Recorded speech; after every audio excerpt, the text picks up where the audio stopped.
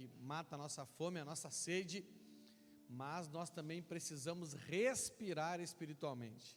E o oxigênio da nossa vida espiritual é a oração. Então nós precisamos ter como primeira meta da nossa vida de fé, chegar no mínimo de orarmos 1 hora por dia. Pastor, eu não consigo.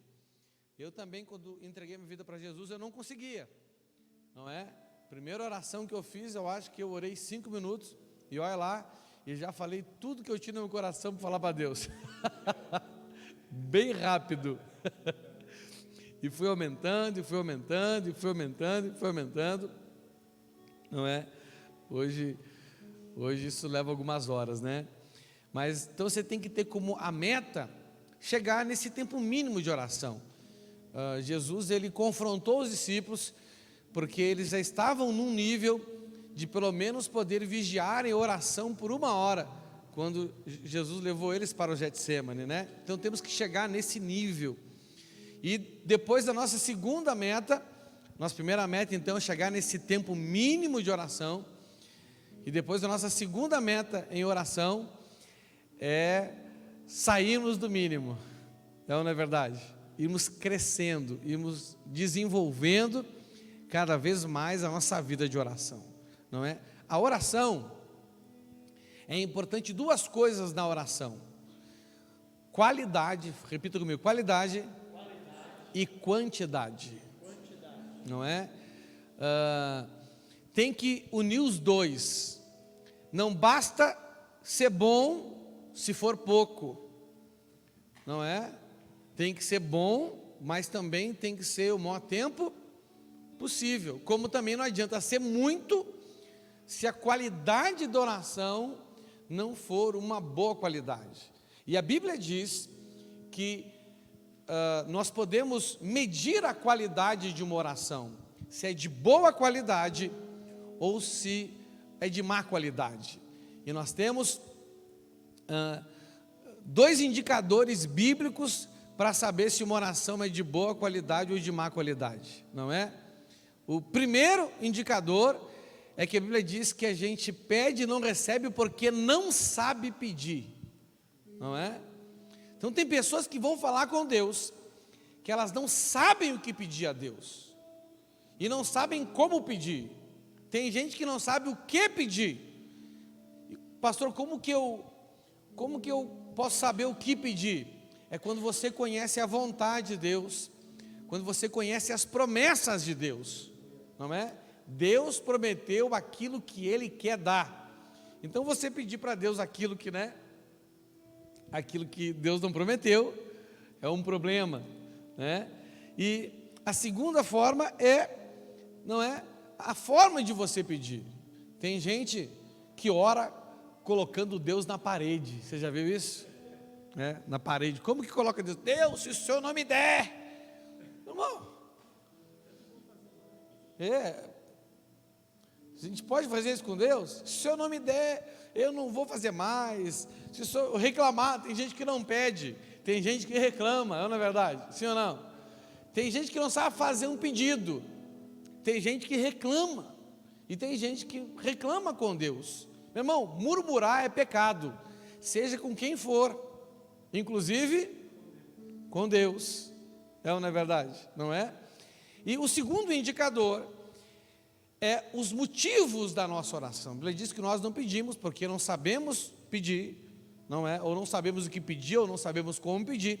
E o segundo é porque os nossos motivos são maus. Nós pedimos pensando somente em nós mesmos. Então, para você aumentar a qualidade da sua oração, você tem que saber o que pedir, saber como pedir, e você tem que fazer uma revisão, não é, sobre os seus motivos, não é? Ontem na nossa reunião de líderes, nós fizemos um momento de oração, e eu não sei em que momento lá a gente falou, e eu falei que a Bíblia diz que tem uma forma de a gente saber qual é o resumo da lei e dos profetas, não é? O resumo da lei e dos profetas é que a gente tem que fazer para os outros aquilo que a gente quer que os outros nos façam. É ou não é verdade? Não é? Então, se a gente pegar por esse caminho, nós vamos começar a corrigir os nossos motivos. Olha aqui para mim, tudo que você acha que as pessoas, que alguém não é digno de receber, você se torna indigno diante de Deus. Não importa quem é a pessoa, não importa o quão errada ela possa estar, se você acha que de Deus ela não merece, você já nem pode orar por aquilo na sua vida, porque você está afrontando o resumo da lei e dos profetas. Você está me entendendo? Então tem gente que deseja o mal para os outros. A Bíblia diz: quem ama não se alegra quando alguém faz uma coisa errada e não se entristece quando alguém faz uma coisa certa. É ou não é verdade? Não é? Então uma oração que não é fruto do maior mandamento, que é amar a Deus acima de todas as coisas e ao próximo como a ti mesmo. Amém? E hoje eu quero falar um outro tema com você. Eu quero falar um tema muito importante, que é a linguagem sobrenatural da oração. Fala assim: a linguagem sobrenatural da oração. Amém? Vamos orar então, feche seus olhos. Vamos pedir para o Espírito Santo dar-nos ouvidos para ouvir o Espírito dele nesta noite. Que essa palavra venha se transformar em espírito e vida dentro de você. Venha se tornar lâmpada para os seus pés, luz para o seu caminho. Pai, primeiramente, mais uma vez, nós agradecemos ao Senhor porque estamos aqui, Senhor.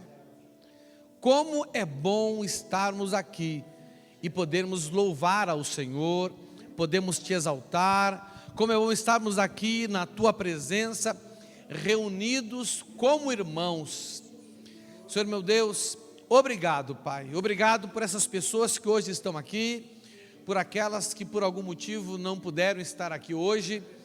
Senhor meu Deus, que o Senhor nos alcance aonde estivermos e trabalhe em nós para que sejamos uma igreja forte, uma igreja grande do Senhor, Pai.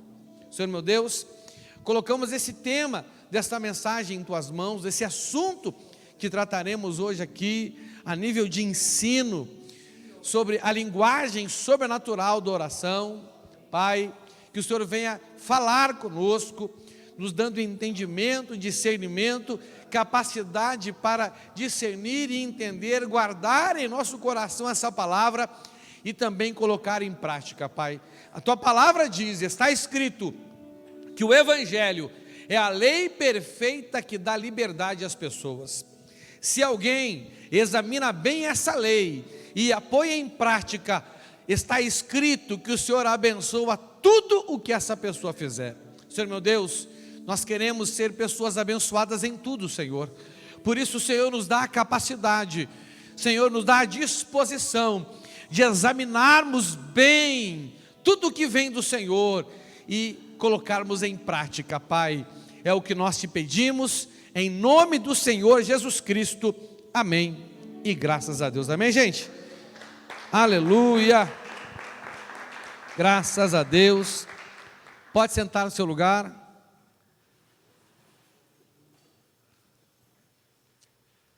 Então hoje, meus queridos, amados, abençoados irmãos, eu quero ensinar vocês hoje uma coisa que eu acho que você já sabe, mas que nem diz o apóstolo Pedro, eu não me canso de repetir as mesmas coisas para você, que depois que eu me for, pelo menos você está com o ensinamento guardado no seu coração. O senhor está pensando em ir? Não, eu não estou pensando em ir, mas vai que Deus me leva, né? Vamos lá então, irmãos. Vamos falar sobre a linguagem sobrenatural da oração, que é a oração em línguas estranhas, né? A oração em mistério, amém? Lá em Zacarias, no capítulo 4, no versículo 6, diz assim: depois disso, o anjo mandou que eu entregasse a Zorobabel a seguinte mensagem de Deus o Senhor: não será por meio de um poderoso exército, nem pela sua própria força, que você fará o que tem de fazer, mas pelo poder do meu Espírito.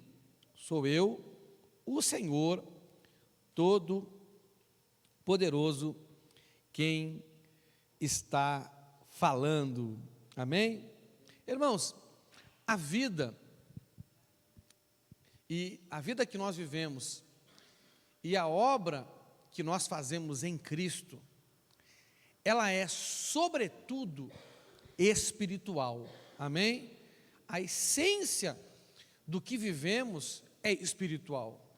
E a essência da obra que o Senhor, como mandamento, nos deixou para fazer, ela também é espiritual. Amém? A Bíblia diz que quem é uma pessoa de fé não anda por aquilo que ela vê, mas anda por aquilo que ela crê. É ou não é verdade? Sim ou não? Mas nós precisamos admitir que nós, em função, não é, o sentido mais poderoso do ser humano é a visão, não é? Em função de que nós valorizamos muito o que nós vemos, nós temos uma tendência natural e constante a pendermos para valorizar mais as coisas naturais do que as coisas espirituais. Isso é uma tendência que nós temos, e é uma tendência constante. Por enquanto que nós não formos revestidos de incorruptibilidade, na volta do nosso Senhor, nós teremos sempre essa tendência, não é? Em função disso, em um momento muito importante da vida de Zorobabel, onde o Senhor estava preparando ele para uma grande conquista, Deus manda então o profeta Zacarias para trazer esse alerta para Zorobabel. Zorobabel estava diante de um momento de guerra, diante de um momento, não é, difícil. Entenda, todo momento difícil na nossa vida, ele precede um momento de conquista. Não há vitória sem guerra, é ou não é verdade? E toda guerra, ela é um momento difícil, sim ou não? Por que toda guerra é um momento difícil? Porque é impossível ter guerra sem perda, concorda comigo? Toda guerra vai nos levar inevitavelmente a um nível de perda. Todos nós queremos ganhar, mas nenhum de nós quer perder, não é verdade? Não é?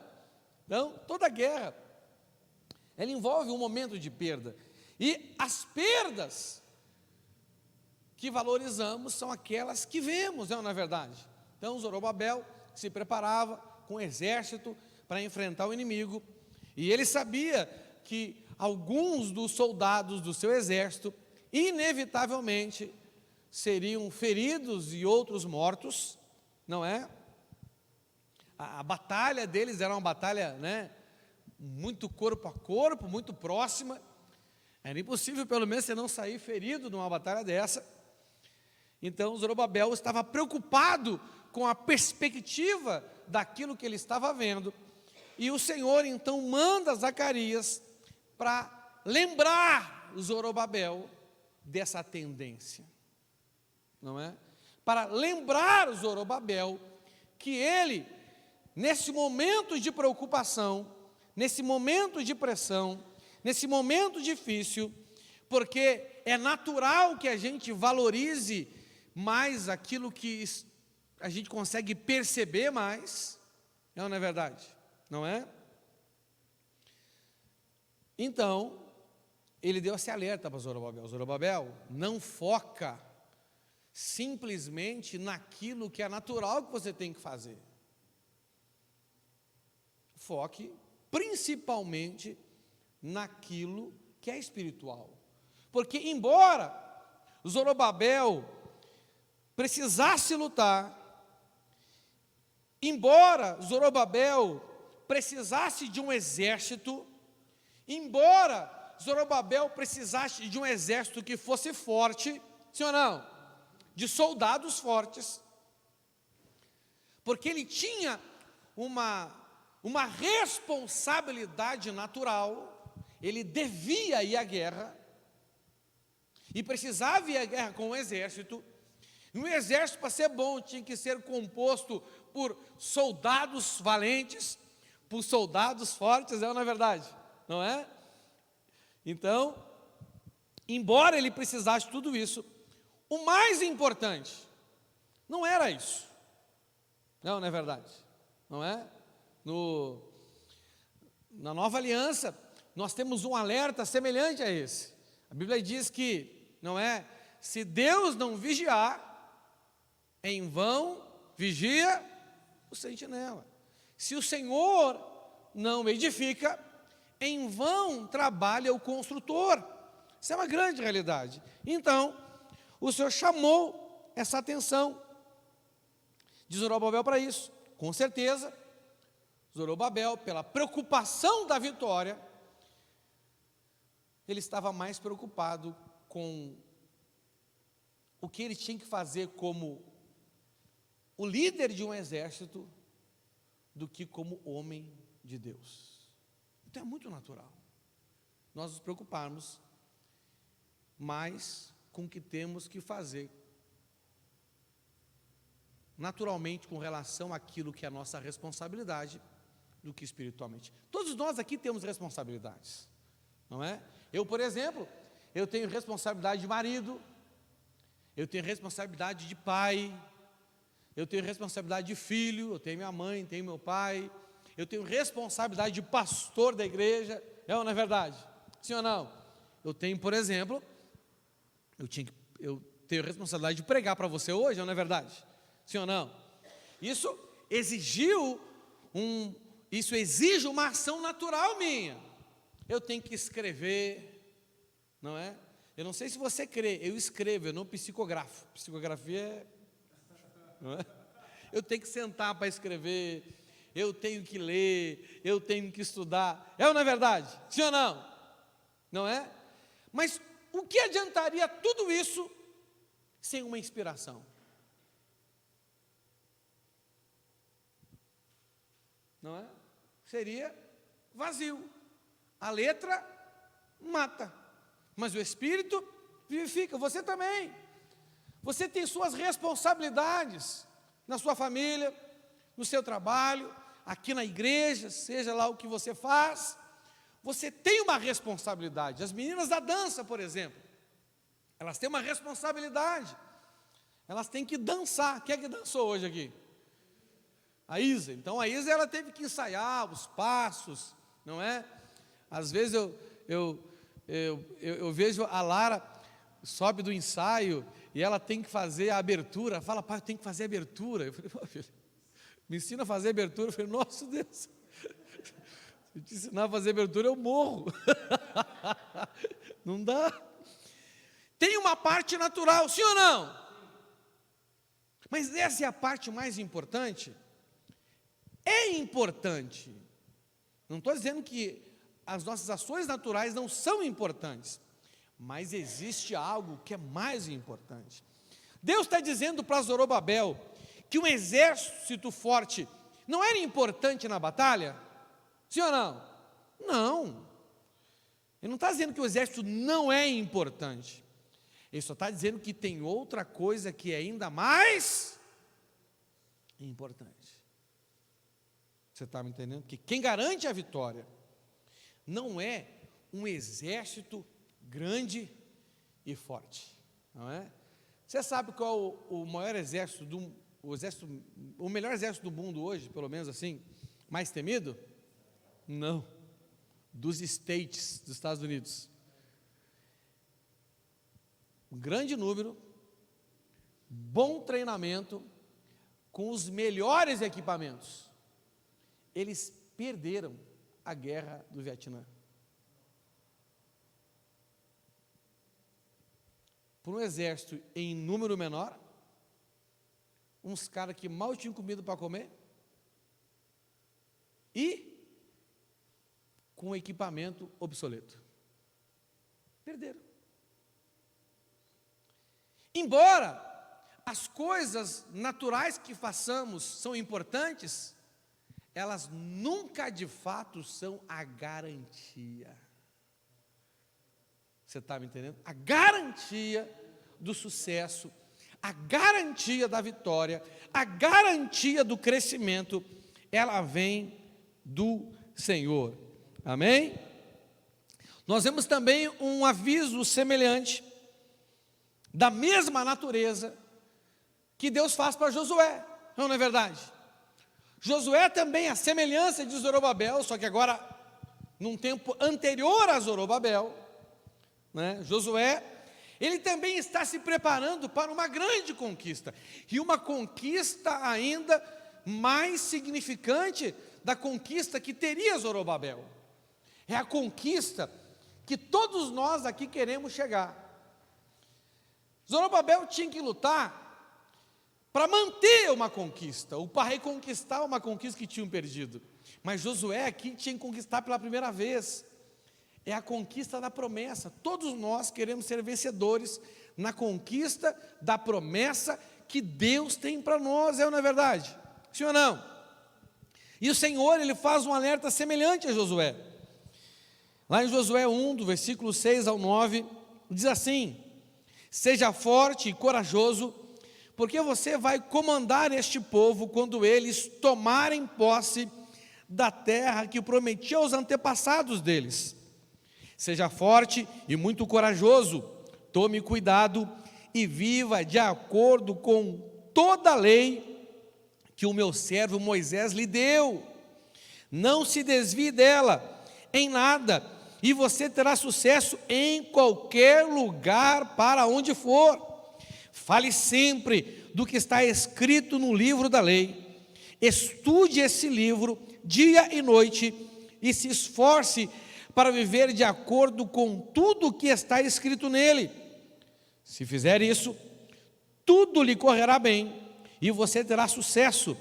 Lembre da minha ordem, seja forte e corajoso, não fique desanimado, nem tenha medo, porque eu, o Senhor, seu Deus, estarei com você em qualquer lugar para onde você for. Você está entendendo? Então, são palavras diferentes, mas é um alerta da mesma natureza. Você está entendendo? Palavras diferentes, mas um alerta da mesma natureza. Josué, ele tinha que conquistar, porque era mandamento de Deus. Gente, olha, nós temos que conquistar. Por quê? Porque mandamento de Deus é conquista. Conquistar é mandamento de Deus. Uma pessoa que acha que a conquista não é importante, ela não entende nada de obediência a Deus, não é? Uma das principais ordens de Deus para nós é a conquista daquilo que Ele prometeu. Então, promessa não é só promessa. Promessa é, acima de tudo, um mandamento. Uma promessa se torna, para quem crê, um mandamento de conquista. Não é para esperar parado, é para esperar o tempo, mas fazendo o quê? Lutando, se preparando para uma batalha, se preparando para uma guerra. Mas de tudo aqui, entenda, as pessoas eram importantes, o exército era importante, mas, acima de tudo, o mais importante que Josué devia fazer é, em função da grandiosidade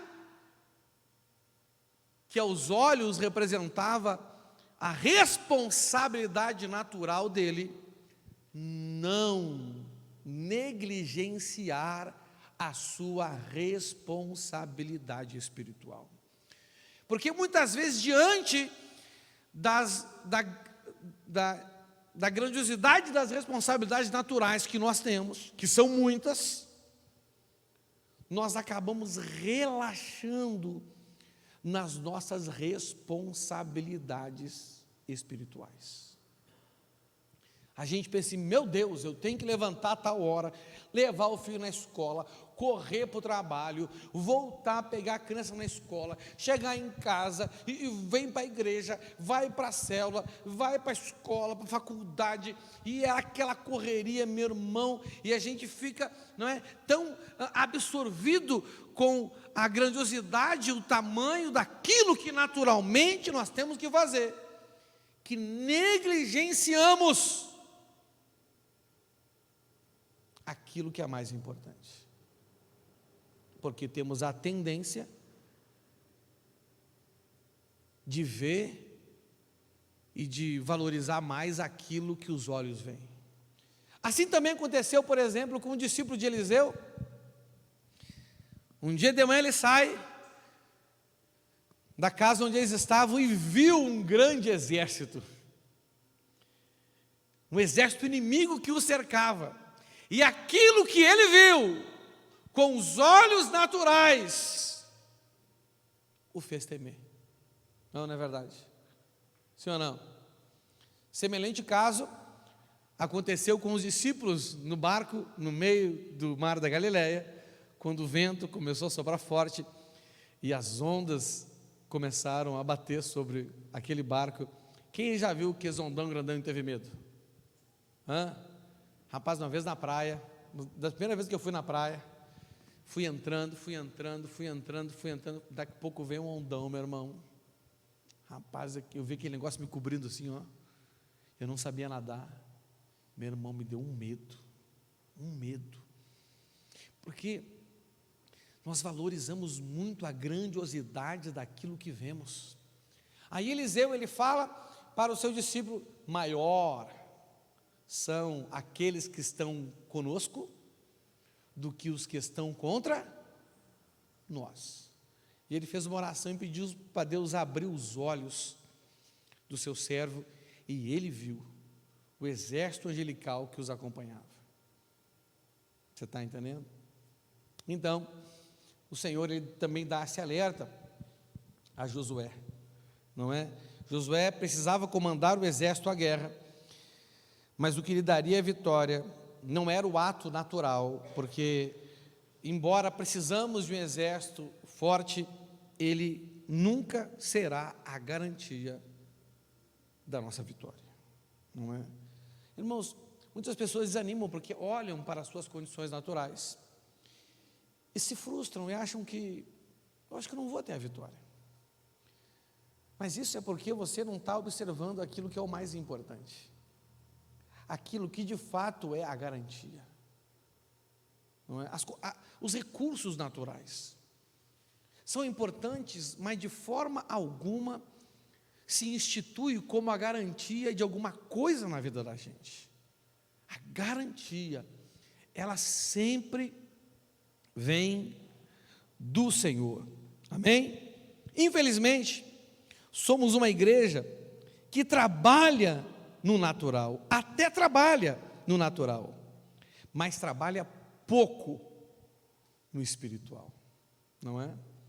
Em geral, a igreja trabalha pouco no natural e trabalha menos ainda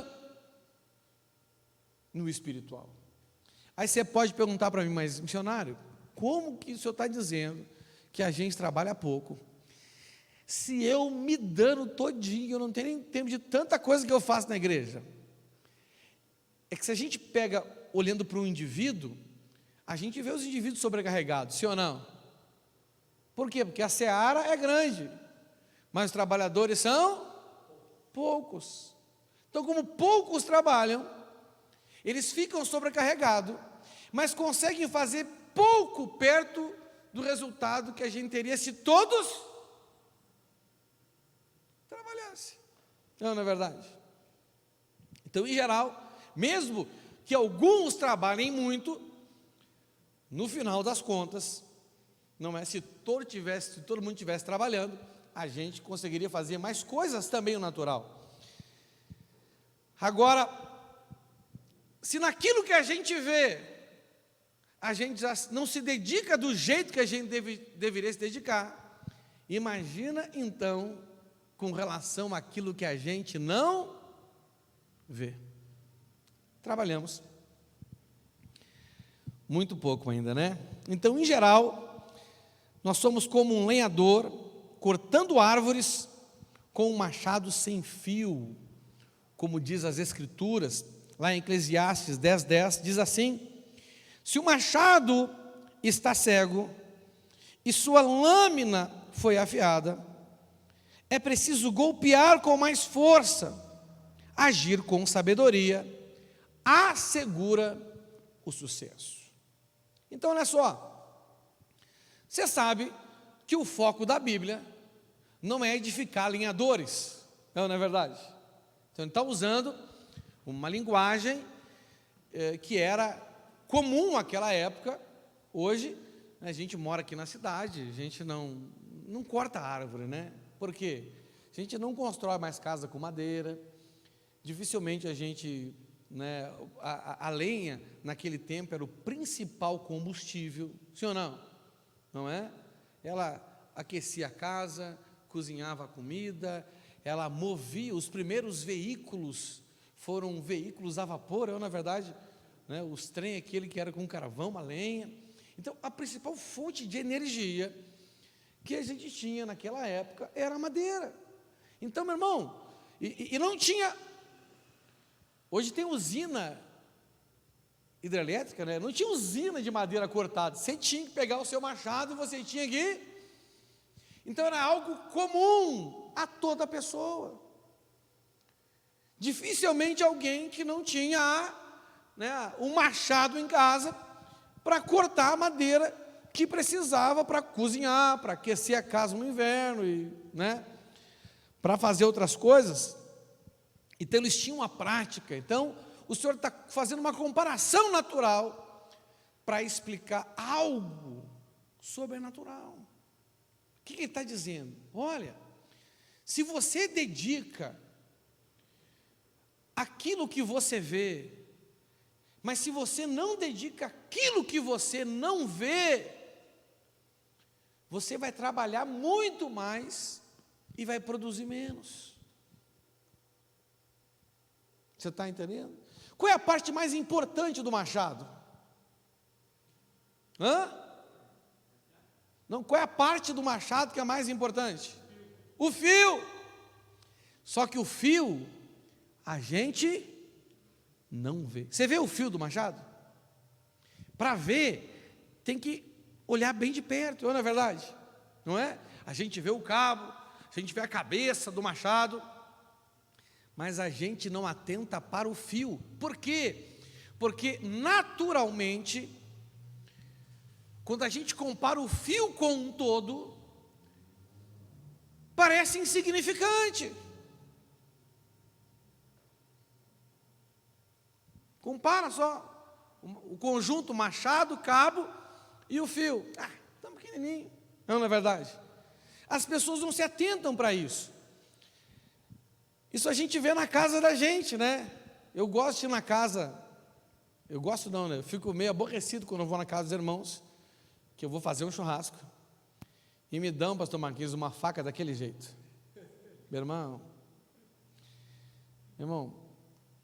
para um gaúcho, uma faca sem fio é um sacrilégio.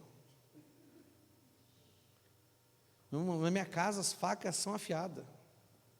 Tem um afiador lá para afiar, ó. Afio, tem um amulador, lá é tudo afiado. Faca, tem uma faca, eu tenho as facas que eu uso lá para cortar bem afiada. Eu tenho 2 facão. Por que o senhor tem 2 facão? O senhor corta, mata e lenha? Não, se alguém entrar na minha casa, passo o facão nele. E como não quero fazer muita força, está sempre bem. Esses tempos eu estava averiguando o fio do meu facão. Eu tenho um facão num local, eu tenho 2 facão em casa, e ficam em locais estratégicos. Se alguém invadir minha casa, você está ligado já. Não me faça surpresa de madrugada. Você está entendendo? Você está correndo risco, não é? Fui ver como é que estava o fio, cortei o dedo, pastor Marquinhos. para não perder o fio. A parte mais importante é o fio. Só que a gente não vê.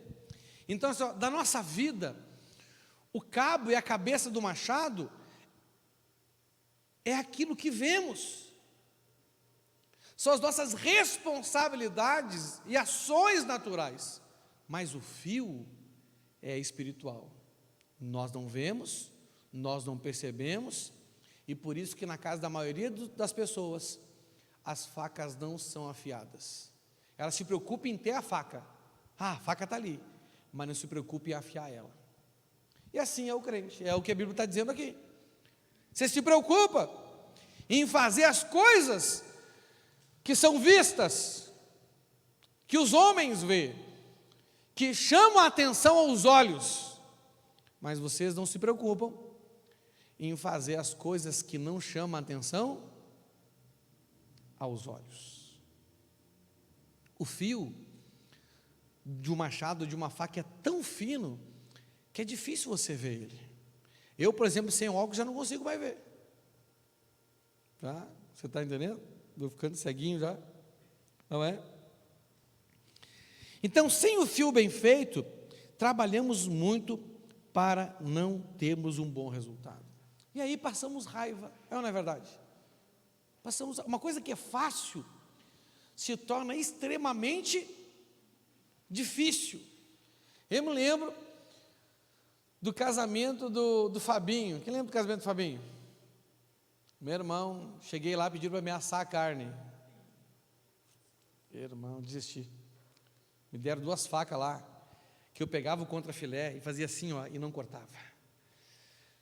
E tem aquela parte do nervinho do contrafilé, sabe, que, cara, aí é que não cortava mesmo. Não entendeu? Sendo que uma faca boa, cara, tu nem sente. Você está entendendo? Nem sente. Não é?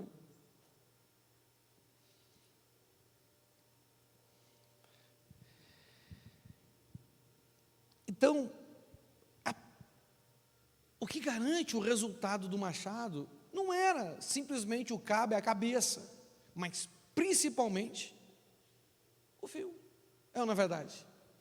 E tem pessoas, olha aqui, tem pessoas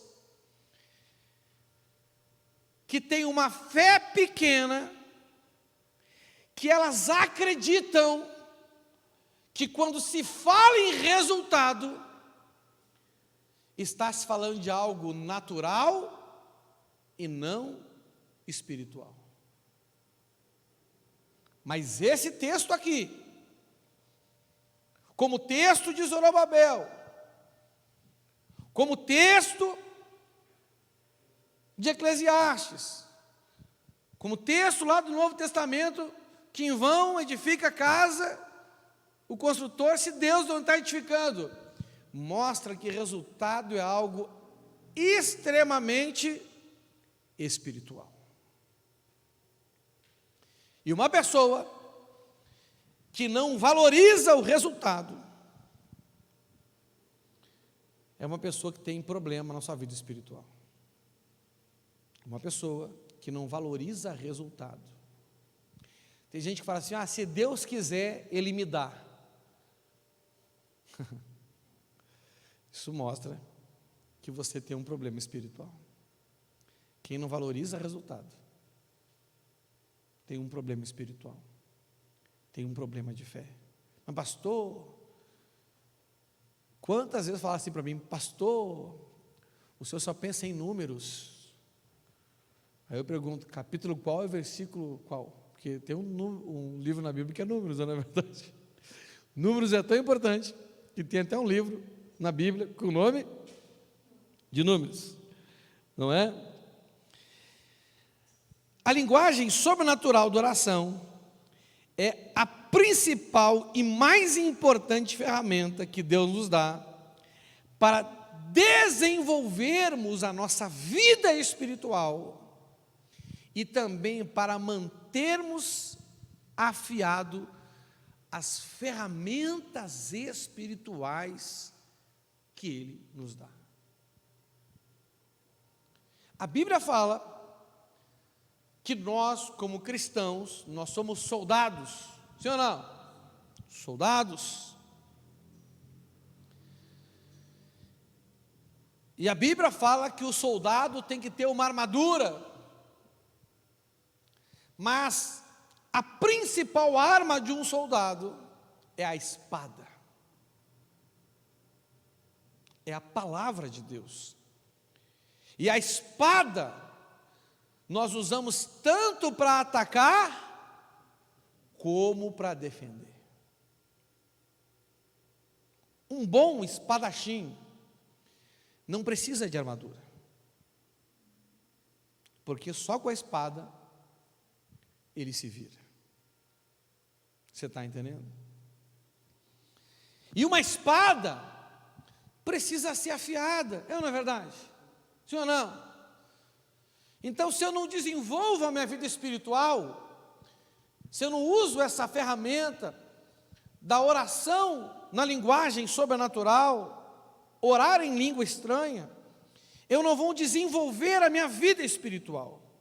E eu também não vou afiar as ferramentas, a espada que o Senhor me dá, tanto para atacar como para defender. Então, é muito importante. Lá em 1 Coríntios 14, 4, fala assim: quem fala em língua, a si mesmo se edifica, mas quem profetiza, edifica a igreja. Esse tipo de edificação aqui, que a Bíblia está falando, qual é o tipo? Está falando de edificação natural ou uma de edificação espiritual? E edificação, olha que edificação representa o quê?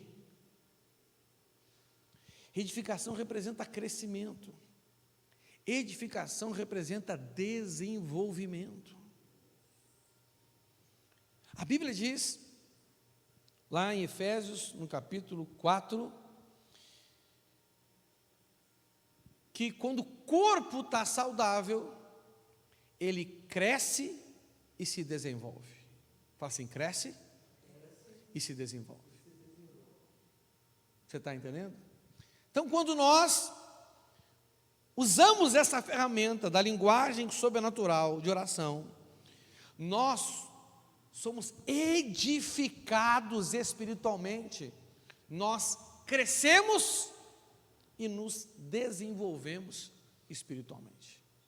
E quem não usa essa ferramenta?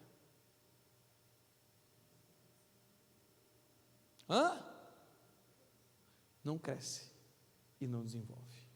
Deixa eu perguntar uma coisa para você. Basta comer para crescer? Basta comer para crescer?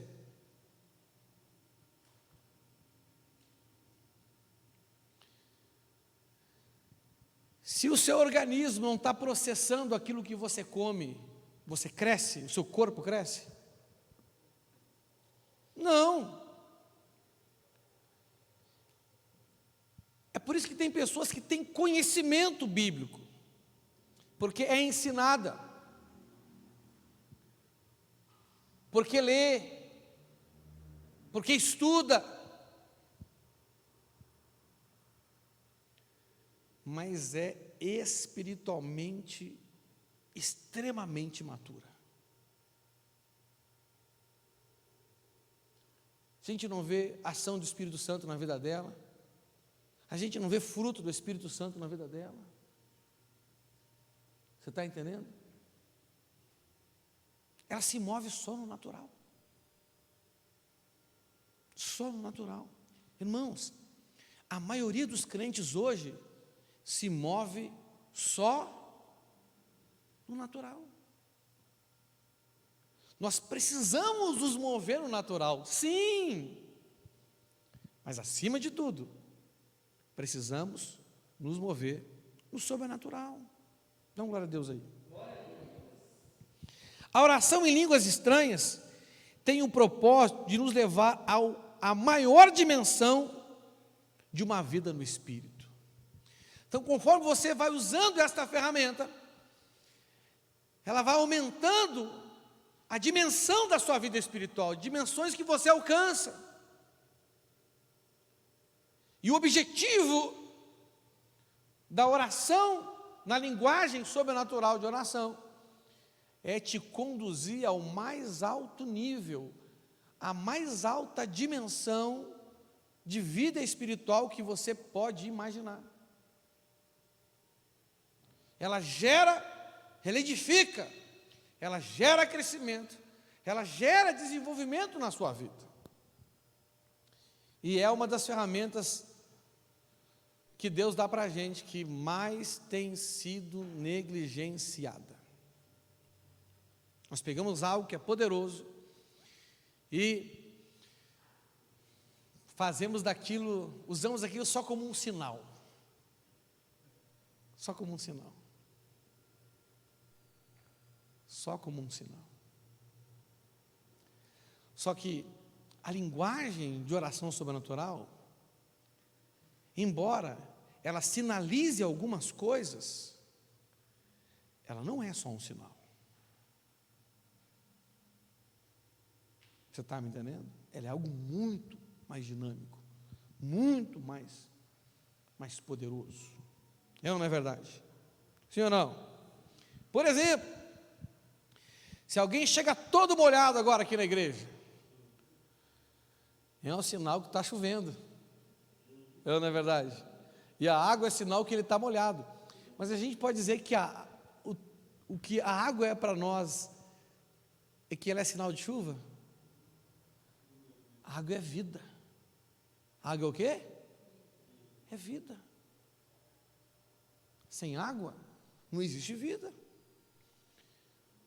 E é isso que a linguagem sobrenatural de oração deve ser para a igreja. Deve ser vida. E não simplesmente um sinal. Por exemplo, quem busca a manifestação da linguagem sobrenatural de oração, busca por quê? Porque quer viver a vida espiritual que Jesus nos deu na cruz, ou porque está frustrada que acha que não tem Espírito Santo?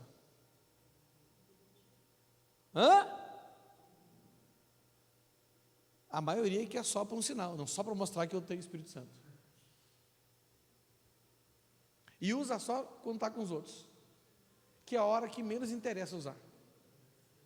Você está me entendendo? Não é? 1 Coríntios 14, 18 diz assim, dou graças a Deus por falar em línguas mais do que todos vocês. Então, olha o que o apóstolo Paulo fala.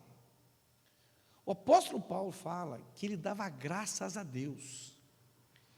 Ele se sentiu um privilegiado por falar em línguas mais do que as pessoas daquela igreja ali de Corinto falavam.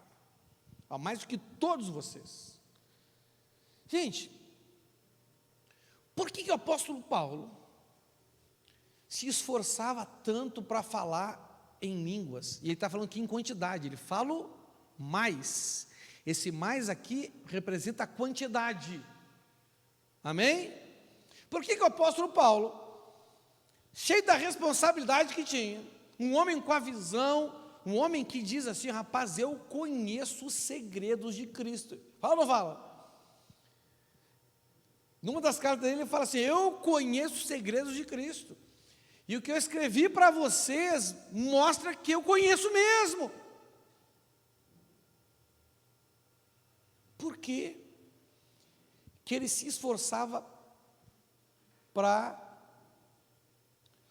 orar tanto em línguas? Por que ele dedicava tanto tempo da vida dele para orar em línguas? Agora entenda uma coisa, olha aqui. Hoje, alguém dizer assim, rapaz, olha, eu oro mais que vocês. Na cultura de hoje, no costume que a igreja tem hoje, isso é fácil. Porque hoje a igreja não tem costume de orar. Mas naquele tempo, tinha. a devoção era muito maior. Meu irmão, eu vou dizer uma coisa para você. Se você orar 1 hora por dia, você já ora mais do que a maioria dos crentes do mundo inteiro. Mas naquela época era assim? Não. Irmão, ó, um judeu, passei assim, ó, judeuzinho, ele tinha que orar no mínimo 3 horas por dia, porque eles tinham 3 momentos de oração, tinha ou não tinha?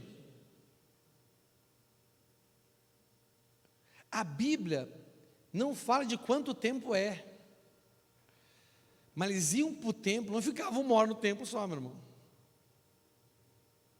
Você está entendendo? E tinha oração da manhã, a oração da tarde e a oração da noite. Não é?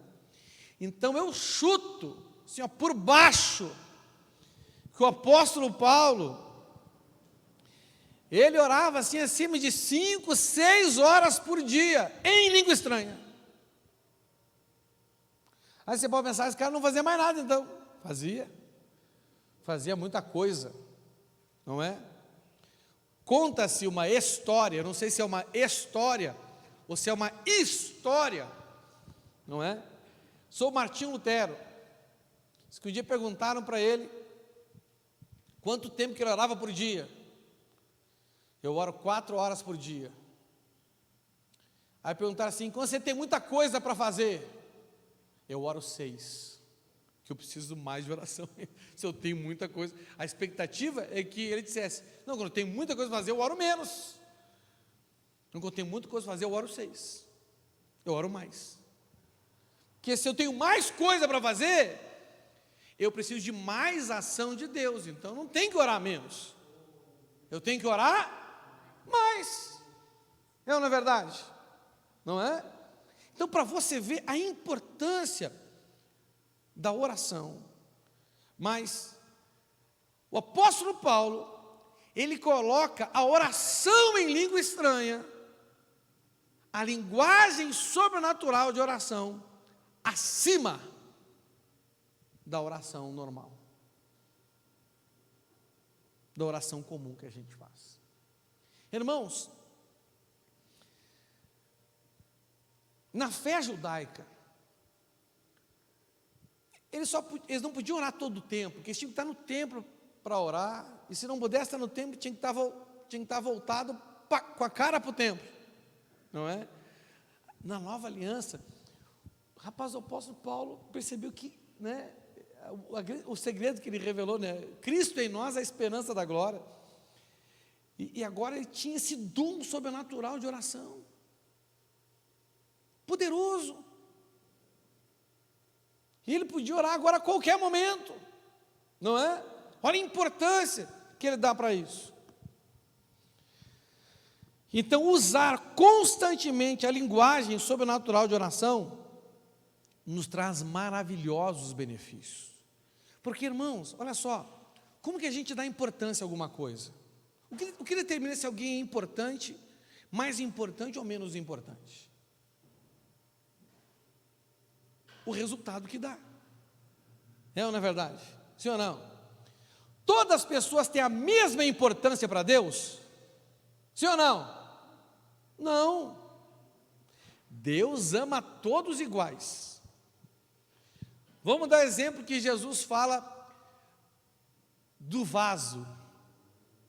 Ele fala que tem vaso que é usado para desonra, e tem vaso que é usado para honra.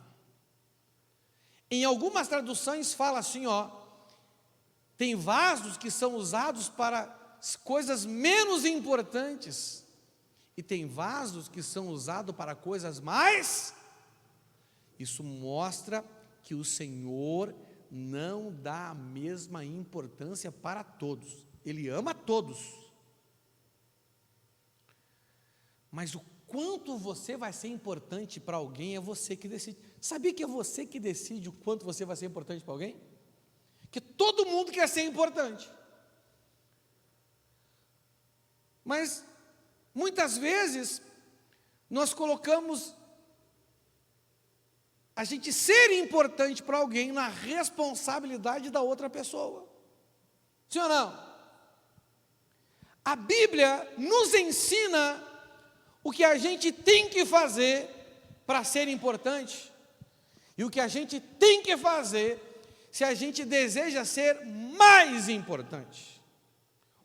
Eu não posso querer ser mais em valor do que o pastor Marquinhos, mas eu posso querer para Deus ser mais importante que ele. Não no valor, mas na utilidade. No valor não, mas na utilidade, sim. A Bíblia diz que o mais importante é aquele que serve. E entre os que servem, qual é o mais importante? O que serve mais. O que o apóstolo Paulo diz? Mas eu tenho servido mais. E ele começa a falar, né, tudo aquilo que ele tem feito, não é? Vocês fazem, mas eu faço mais. Vocês pregam, mas eu prego mais. Vocês oram em língua estranha? Mas eu oro mais. Você está entendendo? Não é? Então,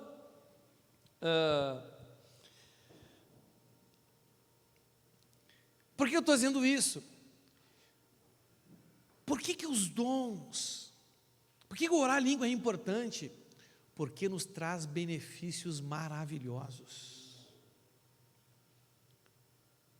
Olha aqui, a nível coletivo, a nível de corpo, o que é mais importante? Eu estar aqui pregando ou estar aqui falando em língua estranha?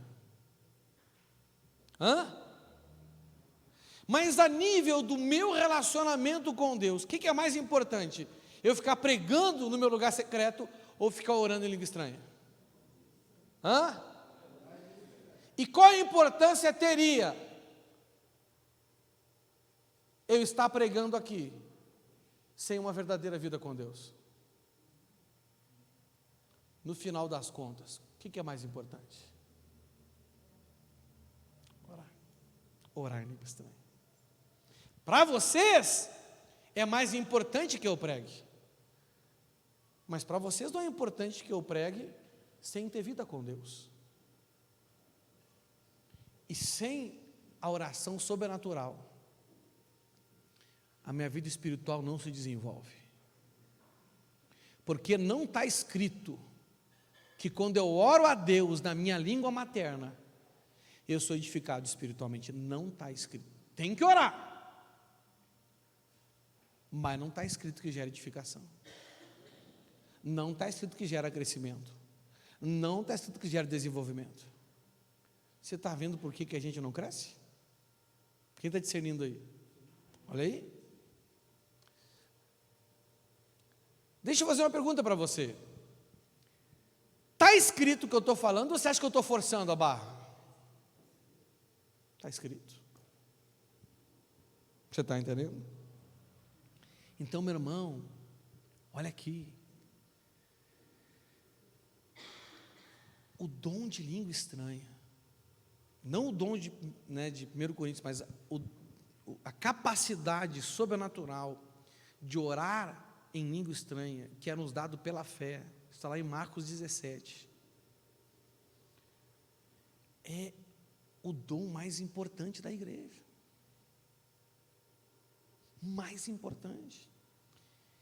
Porque é a partir do seu desenvolvimento espiritual que vai haver a manifestação dos outros. Por isso que é para todos. Nós não podemos confundir a linguagem sobrenatural de oração, que é o falar em línguas, com o dom de 1 Coríntios 12, que é a variedade de línguas, e com a outra manifestação, que é a língua como sinal para os incrédulos. Não podemos. O dom não é para todos, mas a linguagem sobrenatural de oração, ela é para todos. Amém? E eu quero hoje aqui com vocês listar aqui 7 benefícios. 7 benefícios de você ter a prática diária da linguagem sobrenatural da oração. Não são só 7, beleza? Tem muito mais. Mas eu vou falar só 7 por 2 motivos. Primeiro é o tempo. Segundo é que os 7 são os únicos que eu sei, eu não aprendi outros ainda. Mas tem mais. Com certeza tem mais. Amém? Primeiro então, vamos lá primeiro. Qual o primeiro benefício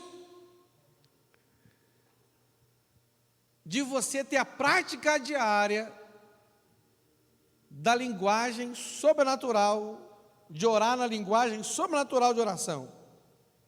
Você vai passar a ter conhecimento revelado. Fala assim, conhecimento revelado. Porque olha só, tem 2 formas de você conhecer a Deus: a forma natural e a forma sobrenatural. A forma natural, ela precede a forma sobrenatural. Mas a que faz a grande diferença, a que vai mudar a nossa identidade em Cristo, é o conhecimento que vem pela revelação.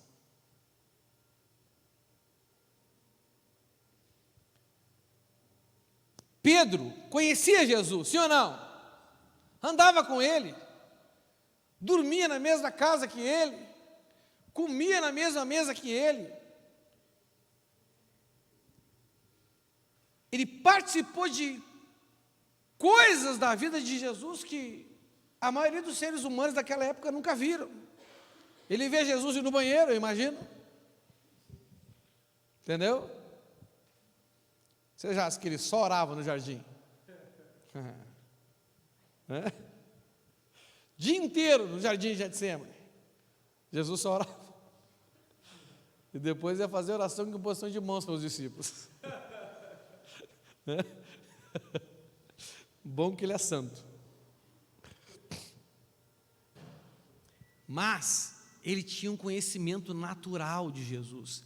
Aquilo que os olhos viam. Ele via Jesus fazendo milagre.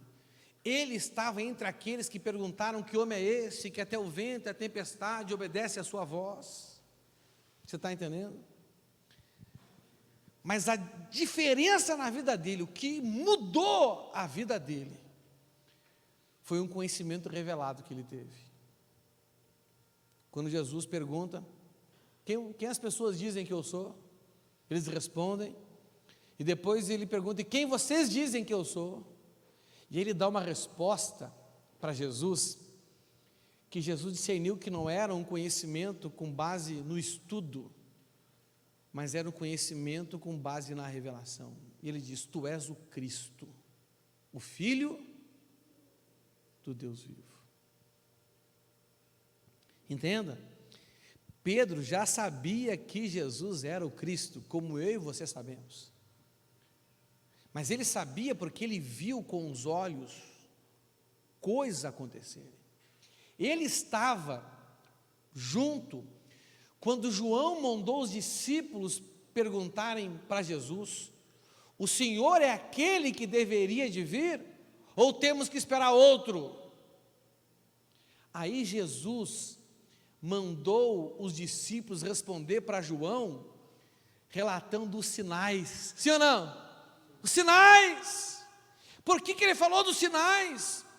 Porque os sinais eram um cumprimento profético. O Messias faria aquilo. Pedro estava lá, Pedro viu ele fazendo e ouviu a resposta. Mas eu não sei quando, nem como. Ele teve uma experiência não só do que ele via, mas de revelação. É quando a gente sai do nível de conhecer por ouvir falar e entra no nível de conhecer face a face. O que te leva a isso? A oração. Orar na linguagem sobrenatural de oração te dá um conhecimento revelado. Quando Pedro correspondeu com base na revelação e não no conhecimento, houve uma declaração do Senhor sobre a vida dele que mudou a vida de Pedro. O nome dele mudou naquele dia. A revelação transforma. A letra mata, mas o Espírito vivifica. Jeremias 3:33. Clame a mim, e eu responderei, e direi a você coisas grandiosas, insondáveis, que você não conhece. Essa palavra aqui, insondável, ela tem a mesma natureza de inexprimível, que é a linguagem do Espírito Santo, orando em nós e por nós. O que está dizendo? Coisas insondáveis, coisas que por mais que você examine, coisas que por mais que você estude, coisas que por mais que você busque, você não vai conseguir discernir. Tem níveis de revelação que vêm só a partir da oração. Agora tem outros níveis que vêm somente a partir de orar através da linguagem sobrenatural de oração. Meu irmão, olha aqui. O que gera mais? A capacidade natural que Deus nos dá ou a capacidade sobrenatural que Deus dá para a gente? Por que você perde tempo então orando muito na sua língua materna e pouco na língua sobrenatural?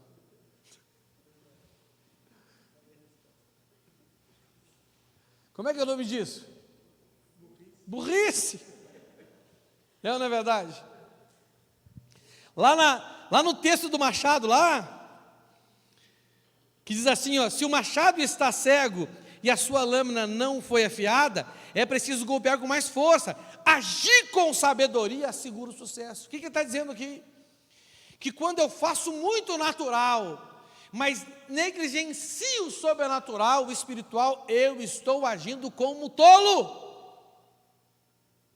como um burro. Essa é a grande realidade.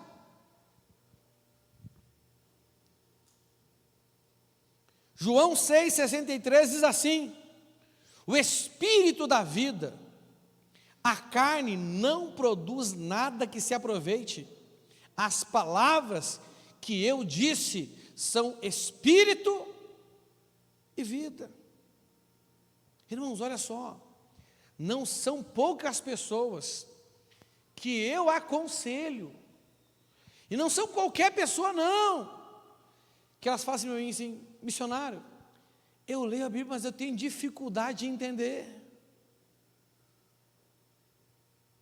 É porque a Bíblia não é um livro para se discernir naturalmente, é um livro para se discernir espiritualmente. Qual é a ferramenta que faz crescer e desenvolver o seu espírito? Qual é? Orar em língua. Se você não ora em língua, como que você vai discernir espiritualmente se o seu espírito não está crescido e desenvolvido? A Lara tem a mesma capacidade de discernimento do que eu? Vem cá, Sarinha. Quem conhece a princesa Sara? Princesa Sara tem 14 anos, princesa Sara. 15 anos é mesmo, até dancei com ela. É na verdade. A Sara é uma moça. Ela tem a mesma capacidade de discernimento que eu, naturalmente falando? Não. Com certeza não. Agora, obrigado, filha. Se você não cresce espiritualmente, se você não se desenvolve espiritualmente,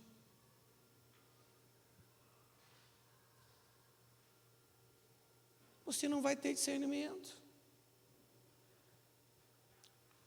Vem cá, André. Vamos fazer o contrário. Ó, o André é maior que eu. Maior só para cima? Não, para os lados também. É ou não é verdade? Quem lê mais? Eu ou André? Tu lê quantas horas por dia, meu filho? É tu que lê mais. Não, quantas horas por dia tu lê? É tanto que eu nem dá para contar. Perdi a conta. Diz que só dá para medir em horas se for pensar no mês. Quem tem o intelecto mais desenvolvido? Numa conversa, quem tem mais capacidade de discernir o que está sendo falado? Eu ou ele? Desenvolvimento. Obrigado, meu filho. Você está entendendo? Se você lê, você desenvolve o seu cérebro. Se você ora em língua estranha, você desenvolve o seu espírito. Mas a questão da Bíblia se discerne espiritualmente. Ó, o meu avô materno, que faleceu com 100 anos de idade, ele era analfabeto. Mas vocês acreditam que aonde Deus queria que ele lesse a Bíblia, ele conseguia ler? E pregava. Meus dois avós eram pregadores. Você está entendendo? Só que um não sabia ler. Mas o velhinho falava língua estranha o dia inteiro, meu irmão. O dia inteiro. Tinha o espírito desenvolvido. Não estou dizendo que isso é motivo para você não estudar, viu? Não é? Por favor. Apocalipse 2:11. Aquele que tem ouvidos, ouça o que o Espírito diz às igrejas. O vencedor, de modo algum, sofrerá a segunda morte. De que ouvido Jesus está falando?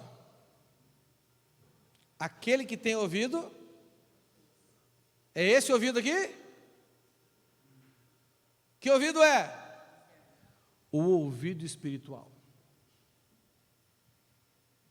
Uma criança nasce com a capacidade de audição que nós temos hoje?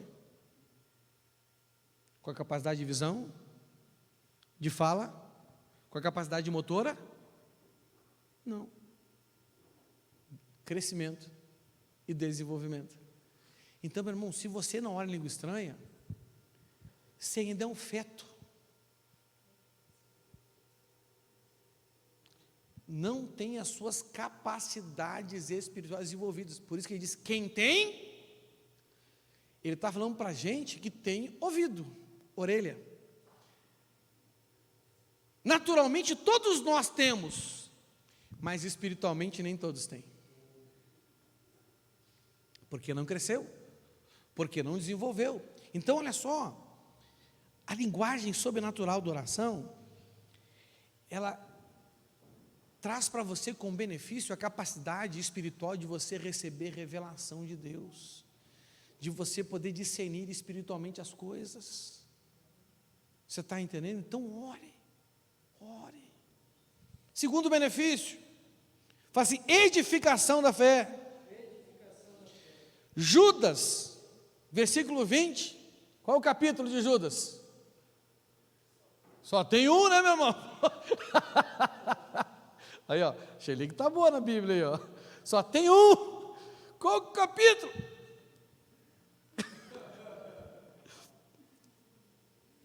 Edifiquem-se, porém, amados, na santíssima fé que vocês têm, orando no Espírito Santo. Orando onde? Como é que se ora no Espírito? Tem gente, meu irmão, tem gente que acha que orar em pensamento é orar em espírito. Orar em espírito é orar através da linguagem sobrenatural de oração. Orar em língua estranha. Mas aí veio a confusão. Não, pastor, isso enlouqueceu agora. Mas a fé não vem por ouvir a pregação? Vem, é na verdade. Mas como agora que a fé vem por orar em espírito? Não é? É toda uma questão aqui de desenvolvimento espiritual. Está escrito que a fé vem por ouvirmos a pregação sobre Cristo. Está lá em Romanos 10:17. Portanto, a fé vem por ouvir, isto é, por ouvir as boas novas a respeito de Cristo. A fé é algo natural ou sobrenatural? E esse ouvir aqui é um ouvir natural ou sobrenatural? Mas como é que você vai ouvir sobrenaturalmente se você não tem o seu espírito crescido e desenvolvido suficientemente? Não ouve. É por isso que muitas pessoas escutam com o natural, mas não absorvem no sobrenatural, porque não tem ouvido. Tem que ouvir sim, mas não basta ouvir naturalmente. Irmãos, olha aqui. Aqui, agora, aqui. Tem gente que está ouvindo só a minha voz, mais nada. Está entendendo as palavras que eu estou pregando, porque eu estou falando numa língua que para você é entendível, é de alguma forma conhecida. Talvez tenha mais dificuldade ali, mas já está dando para entender? Eu estou até falando mais pausado por causa de vocês, viu? Mas presta atenção. Mas tem gente aqui que não está ouvindo espiritualmente o que eu estou falando. Tem gente aqui que está ouvindo tudo isso aqui, mas a sua vida vai ficar como estava antes de você chegar aqui. Que quando Deus fala, as coisas mudam. Quando você ouve Deus, as coisas mudam. Quando você ouve só eu, nada acontece. Você está entendendo? Nada acontece. Por quê? Porque não tem ouvido. Porque não está se dedicando à linguagem sobrenatural da oração. Esse ouvir não é com os ouvidos naturais, mas com os ouvidos espirituais. Amém? Terceiro benefício da oração em língua estranha: a vitória sobre a carne. Fala assim, vitória sobre a carne. O apóstolo Paulo, lá em Romanos 7, ele descreve a luta interior. Sim ou não? E ele descreve, inicialmente ele descreve, e ele relata uma situação de desvantagem. Ele fala: infeliz homem que sou, porque a lei que eu aprovo na minha mente não é a mesma que eu vejo agindo nas minhas ações. Aí ele fala: mas bendito seja o Senhor, porque nele Ele vai me livrar disso. Sim ou não? Qual é a dinâmica disso? É porque Jesus disse: eu irei, e é melhor para vocês que eu vá, porque quando eu for, eu enviarei o Consolador, o Espírito da verdade, que o mundo não pode conhecer, mas Ele estará em vós, e habitará em vós para sempre. E Ele então intercede por nós através da linguagem sobrenatural da oração. E Ele então nos dá a vitória sobre a carne. Romanos 8:26. E o Espírito nos ajuda em nossa fraqueza, pois não sabemos orar segundo a vontade de Deus. Meu irmão, quem já pecou aqui aquele pecado infeliz?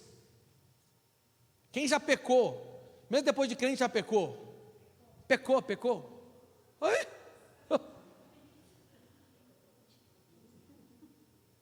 E quando você peca,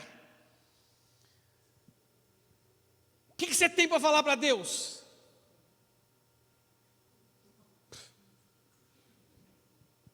Me perdoa. Me perdoa, me perdoa.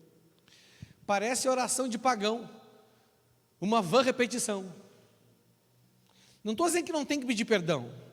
Peça perdão e racha na língua estranha, porque é Ele que vai te ajudar nas tuas. Você não sabe orar, eu não sei, ninguém sabe orar como convém. Irmãos, e por que a gente peca? Porque a gente tem fraqueza. A gente vai deixar de ter fraqueza? Não. Mas o poder de Deus se aperfeiçoa na nossa fraqueza. Por que que o poder de Deus se aperfeiçoou na fraqueza de Paulo? Paulo, ele tinha menos fraqueza do que os outros? Ele orava mais em língua estranha do que os outros. Por isso que o poder de Deus se aperfeiçoava na fraqueza dele. E ele, mesmo com espinho na carne, que se assemelhava ao mensageiro de Satanás que vinha para humilhá-lo, ele fez o que muita gente que não tem esse espinho não faz. Você acha que Paulo era mais forte que você? Ele tinha uma fraqueza, ele tinha um espinho na carne, que era como um mensageiro de Satanás que vinha humilhá-lo. E algumas traduções descrevem essa humilhação como tomar bofetadas na cara. Não, o que é mais humilhante para um homem que tomar uma bofetada na cara? Você quer ver se o cara assim está bom? Dá uma bolacha na cara dele. Se não revidar, é muito bunda mole ou está no espírito mesmo. Entendeu? Vem cá, Fábio. Cadê o Elvis? Vem cá, Elvis. O Elvis deu uma bolacha, ele disse, pá!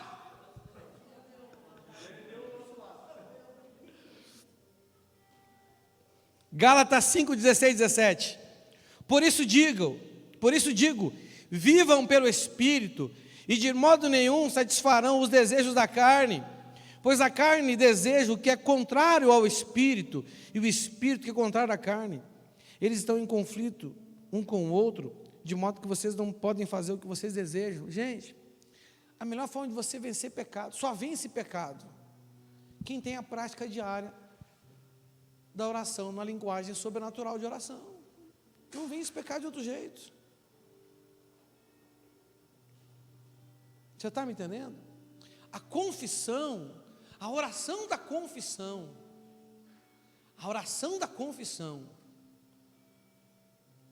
me dá a oportunidade de recomeçar. A humilhação estabelece um memorial para mim me lembrar de como que aquilo é ruim. Mas é a oração na linguagem sobrenatural que me fortalece. Porque Ele me ajuda nas minhas fraquezas.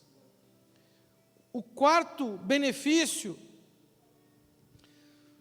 cumprimento da vontade de Deus. Venha a nós o teu reino, seja feita a tua vontade, aqui na terra, como ela é feita nos céus. Qual que é a oração mais poderosa para fazer que a vontade de Deus seja feita? Na nossa língua materna ou na linguagem sobrenatural de oração? Porque é sobrenatural, é sobre, está acima. Amém? Está acima. Romanos 8, 27. E o Pai, que conhece cada coração, sabe quais são as intenções do Espírito, pois o Espírito intercede por nós, o povo santo, segundo a vontade de Deus. O que é a oração na linguagem sobrenatural de oração? É uma intercessão do Espírito por nós, segundo a vontade de Deus. Ore, ore. Agora, você não controla a linguagem sobrenatural de oração. Não funciona assim, ó. Senhor, me usa para orar pela Gi, lá. Não, você não determina o que o Espírito ora através de você. Deve ser burro. Ele ora o que ele quer, porque é ele que conhece, não é você. Não é você que determina o que você vai orar, ou por qual assunto vai ser orado quando você decide orar em língua estranha. Não, você nem sabe o que está acontecendo. Confia nele. Às vezes você acha que tem que orar por uma coisa, mas ele ora por outra coisa que é muito mais importante. Amém? Quinto benefício, sensibilidade espiritual.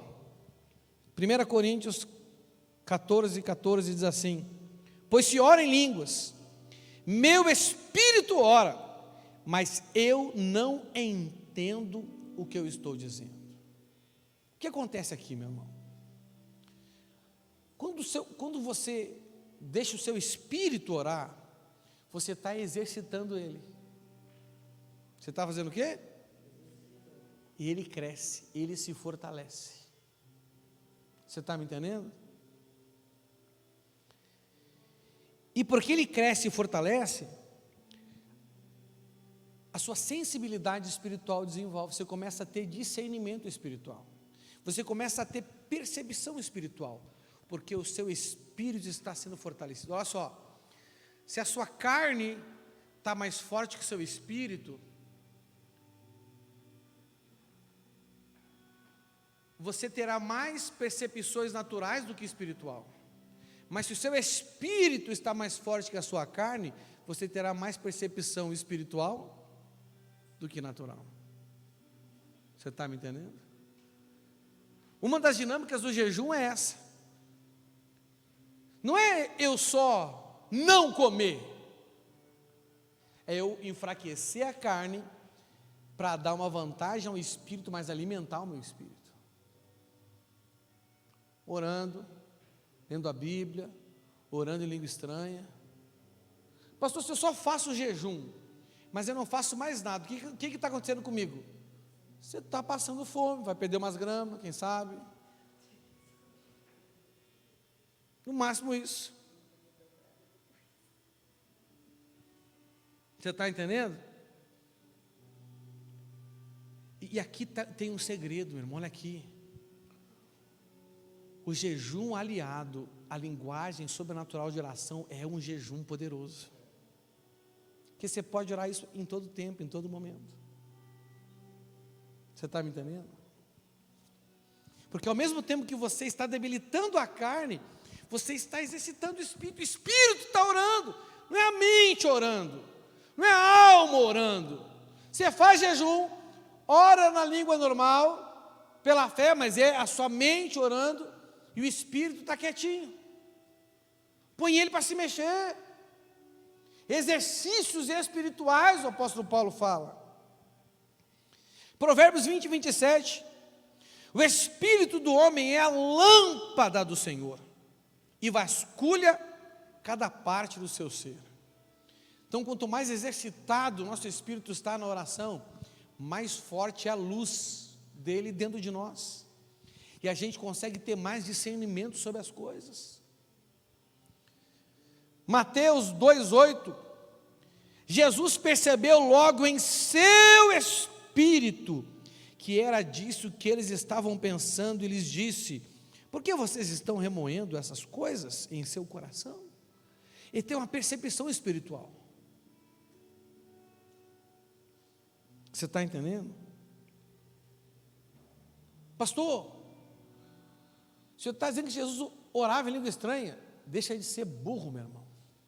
Quem precisa disso é nós, não ele. Você está entendendo? Ele deu para nós porque a gente é caído. Jesus alguma vez foi caído? Não. Ele veio de uma semente pura do céu. Maria foi só barriga de aluguel. 1 Coríntios 2,14 fala assim: ora, o homem natural não aceita as coisas do Espírito de Deus, porque eles são loucura, e não pode entendê-las, porque elas se discernem espiritualmente. Então, meu irmão, 1 Coríntios 2,14. Então, quando eu exercito o meu espírito, eu aumento a capacidade do meu espírito discernir as coisas, e as coisas de Deus se discernem espiritualmente. 6, o perfeito louvor. 1 Coríntios 14, do 15 ao 17. Esse aqui até o Diego perguntou para mim esses dias. 1 Coríntios 14, 15 ao 17. Então que farei? Orarei com o Espírito, mas também orarei com o entendimento. Quer dizer, é para orar com os dois, mas mais com o Espírito. Cantarei com o Espírito, mas também cantarei com o entendimento. A Bíblia diz que a gente pode cantar. Pode cantar nas línguas estranhas. Pastor, como que eu canto a língua estranha? Eu só falo a língua estranha em ritmo de música. Isso é cantar. O que é cantar? É falar algo dentro de um ritmo de música. Não é verdade? Eu posso falar assim, eu posso falar, eu te amo, eu posso falar, eu te amo, eu te amo. É a mesma coisa, num ritmo diferente. Tem gente, caras, que são dons diferentes. Não, meu irmão, quem fala, fala, e quem fala, canta. E quem canta, encanta. Né? Se você estiver louvando a Deus em espírito, cantando em linguagem espiritual, como poderá aquele que está entre os não instruídos dizer amém à sua oração de graças, visto que não sabe o que você está dizendo? Pode ser que você esteja dando graças muito bem, ou seja, você está cantando um louvor assim, que pode ser que você esteja sendo usado por Deus para declarar uma expressão muito boa de gratidão a Ele. Então você pode orar em língua estranha, você pode cantar em língua estranha, filho. É só você repetir a língua que Deus te deu, no ritmo. Amém? Qual a diferença da oração e da canção? A oração eu falo com Deus, a canção eu atraio Deus. A Bíblia diz que o Senhor habita em meio aos louvores do seu povo. Quando nós cantamos aqui na igreja, você crê que Deus vem? Eu creio. E quando a gente canta em língua estranha? Vem mais. Porque cantar em língua estranha é superior a cantar na nossa língua natural. É o Espírito nos usando para cantar para Jesus. É a expressão do Espírito e a noiva dizem, vem. É tipo assim, Espírito Santo, vamos cantar para Jesus? Mas vamos cantar na tua linguagem, porque a tua linguagem é mais poderosa. A tua linguagem expressa o perfeito louvor, porque a gente não tem palavra humana para descrever as grandezas de Deus. O apóstolo Paulo disse que ele viu coisas que não tem palavra na língua dos homens que possa expressar, mas na língua sobrenatural tem.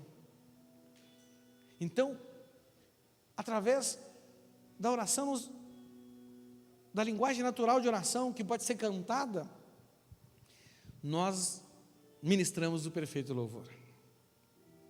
E o sétimo resultado é a intercessão. Gente, olha só, eu gosto de uma palavra do pastor Costa, que ele fala que 1 quilo de intercessão é mais poderoso do que 1000 quilos de oração. Porque existem tipos de oração. E a intercessão, para gerar transformação em um ambiente ou na vida de uma pessoa, é a oração mais poderosa. Agora imagina se essa intercessão for na língua sobrenatural.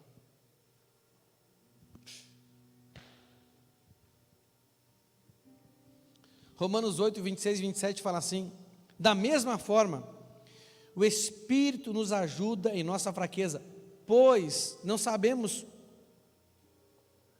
como orar, mas o Espírito intercede. Fala assim, intercede.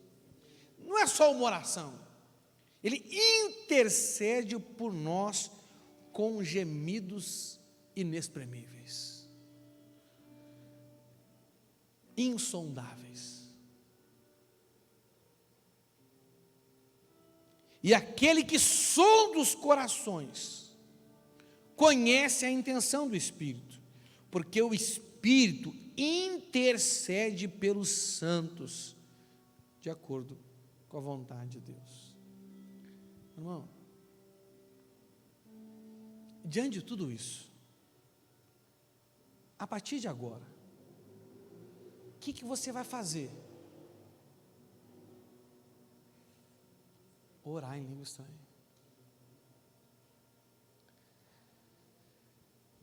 Eu tenho certeza que se você se organizar, você consegue pelo menos orar em 1 hora em língua estranha por dia. Se você se organizar, você ora umas 4 horas, dependendo da sua rotina. Você está entendendo? Porque você tem que se libertar daquele conceito religioso de oração. O apóstolo Paulo, ele trabalhava muito, sim ou não? Esse cara viajava muito. Tinha horas que ele não tinha nem de dormir. Imagina o apóstolo Paulo: Jesus, o Senhor disse para a gente entrar no quarto, fechar a porta e orar ao Senhor, mas nem quarto eu tenho, estou dormindo no relento. Irmão, você tem que orar em língua estranha fazendo as coisas. Irmãos, olha só, eu estou com uma meta que eu estou chegando perto de cumprir já, porque às vezes eu me esqueço. Eu quero orar no mínimo 4 horas de língua estranha por dia. Hoje eu consegui fazer isso. Como é que eu faço? Primeiro, o meu tempo de oração, 80% é língua estranha. 80%. Só que tem dias que eu tenho que orar tanto que só para mim orar no que eu tenho que pedir para Deus, que é o meu trabalho e minha responsabilidade, às vezes é 1 hora de oração ou mais falando na minha língua natural. E depois eu fico um tempão orando em língua estranha. Aí eu vou no mercado, eu estou orando em língua estranha. Eu vou lavar louça, eu estou orando em língua estranha. Hoje saí para comprar tinta para a gente pintar aqui, fui orando em língua estranha. E vou orando baixinho, mexendo a boca.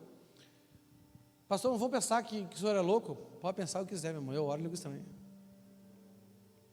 Você está entendendo? Um dia eu estava no caixa do Condra, a moça falou assim: hã? Eu falei: não, nada não. É a pessoa que eu estava falando com ela. Mas eu estava orando o quê? É a pessoa assim: ó, esse cara é doido. Fica falando baixinho, esquizofrênico. Só pode ser. Entendeu?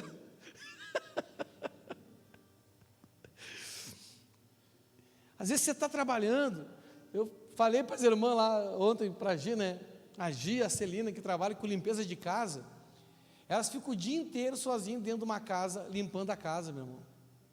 Porque trabalha com diária. Pode ficar o dia inteiro orando em língua estranha. Põe o louvor lá e fica orando em língua estranha. Nós não sabemos orar como convém. Então ora. Está no ônibus, ora em língua estranha. Pastor Marquinhos lá soldando. Hoje eu fiz isso. Aquele barulhando dentro do inferno, fica orando em língua estranha. Vai ser uma solda abençoada. Entendeu? Exatamente. Lá a Vanessa lá, ó, lavando o cachorro, reclamando: ai, que cachorro fedorento, ai, que não sei o que, ai, que não sei o que, ai, Fábio não me ajuda. Fica lá murmurando. Fala em língua estranha, mulher. Fica orando em língua estranha. Está lá ele o dia inteiro mexendo no Facebook, Instagram. Heloísa, tem que. Para, vai, língua estranha, irmã. Língua estranha. Você vai ver que os nossos cultos vão mudar. Vai mudar a manifestação, vai mudar o seu entendimento, vai mudar o seu discernimento. Você está me entendendo? Você vai sair dessa preguiça espiritual que você tem. Porque você vai crescer e se desenvolver espiritualmente. Então, eu te aconselho, pelo menos 1 hora por dia, ora em língua estranha. Você tem que orar pelo menos 1 hora, todos os dias, até no domingo. Vai tomar banho, fazendo o quê, meu irmão? Ora em língua estranha. Quando eu vou no banheiro, eu gosto de ler, eu gosto de levar alguma coisa para ler. Mas não tem como ler embaixo do chuveiro. O que eu faço então? Ora em língua estranha. Pastor, mas não é pecado? Deus não vê tudo, filho. Deus só vê o que você faz quando sai do seu corpo. Você está entendendo? Fique de pé no seu lugar, vamos orar ao Senhor. Espírito Santo, Senhor nosso Deus, em nome de Jesus, Pai, nós agradecemos tanto ao Senhor por esse presente, que é a linguagem sobrenatural da oração, um presente tão glorioso, um presente tão poderoso e tão significativo, Senhor, mas que nós temos deixado como um livro guardado, empoeirado em algum canto da nossa vida. Senhor, nos perdoe, Senhor, nos perdoe, porque temos perdido muito tempo, muitas bênçãos, muito crescimento e muito desenvolvimento, porque não temos orado ao Senhor, usando a linguagem sobrenatural da oração. Mas a partir de hoje, Espírito Santo, nós pedimos que o Senhor nos lembre. A Tua palavra diz que o Senhor nos lembra daquilo que nós aprendemos. Já que aprendemos isso hoje, Senhor, que a partir de hoje, o Senhor nos lembre do que nós aprendemos, para que diariamente nós possamos praticar a linguagem sobrenatural da oração, Senhor. É o que nós te pedimos, em nome de Jesus Cristo, aleluia. Dê uma forte salva de palmas ao Senhor, aleluia. Deus te abençoe, em nome de Jesus.